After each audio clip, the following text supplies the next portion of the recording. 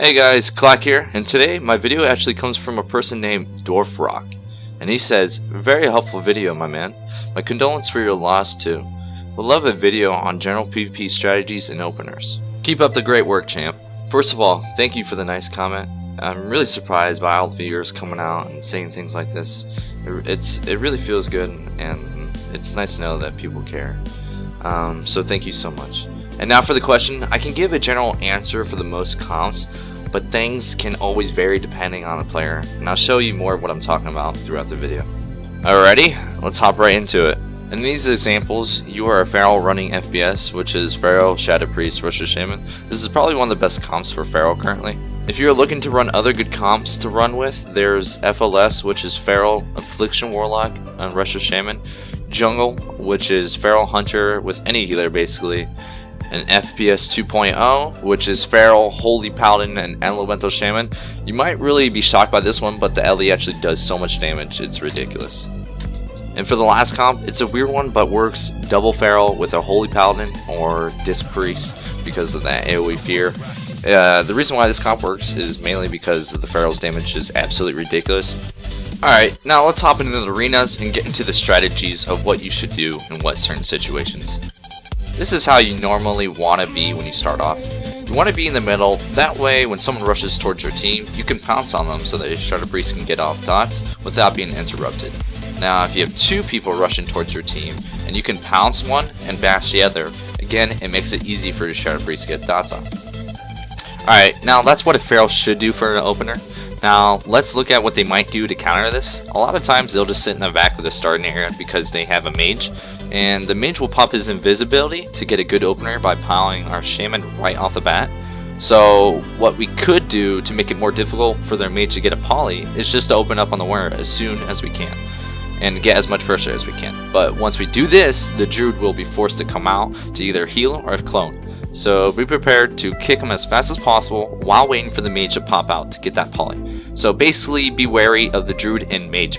So your kill target here should be mainly mage, but anyone is up for grabs. The warrior here is probably least likely to be your kill target. With that being said, that makes Druid coming in second to be your kill target. Now that we've gone over how openers should look, let's look at who you should kill in most comps. Alright, again, for this we're assuming you're running FPS against these comps. So if you play something else, it can differ, but for most of the time the targets will stay the same. Remember, these are just general strats.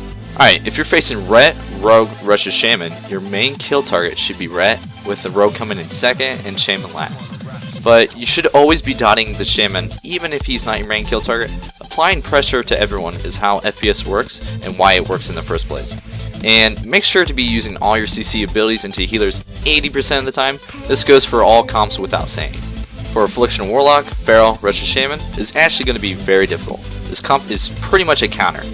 Feral is probably going to be your best kill target here, with Warlock being second, but make sure to watch out for Warlock and kick his unstable affliction and fears. You can kick Shaman, but make sure you're doing so when their kill target is low. So again, kick Warlock to stop pressure, and kick Shaman for kill opportunities. For Rogue Mage Priest, your main kill target should be Mage. Make sure to stop all polys, glacier spells, and for this specifically, try not to worry about dotting up the priest, because most of the time you won't get the chance to if you're using your mobility spells properly on the mage. But again, if you do end up by priest, go ahead, throw some dots on him, and you could also gimp the rogue in a stun if he does not have a trinket. But try to remember the kill target here is mage. For warrior, enhancement shaman, and holy paladin, the main kill target here should definitely be holy paladin. Feral Shadow Priest will absolutely destroy that Holy Paladin, but you can only do so in good swaps. So dot up the melee, throw a maim here and there.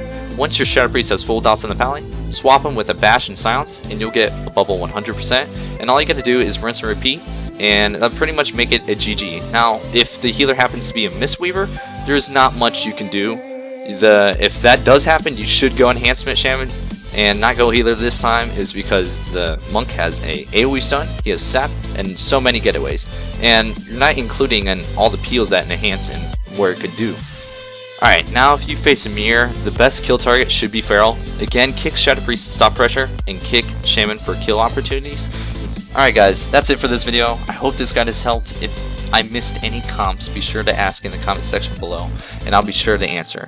for my next video is the 100 donut eating challenge. You can thank Chief Warcraft for that. And alright guys, now get out there and spawn some noobs. So basically your 3 bleeds are going to be Rake, and it's going to be Moonfire, and then Rip. That's it. Those are your 3 bleeds you have to keep up. Rake, Moonfire, Rip. And the extra thing to do more damage to your main target mainly, or quick and easy swaps, is you see that proc right there? That's a Blood Talon proc. Now I'm sure most of you know the Blood Talon proc increases your damage by 50% of that ability. But if you read it closely, it shows melee abilities. So what that means is you can use Moonfire and it won't affect it,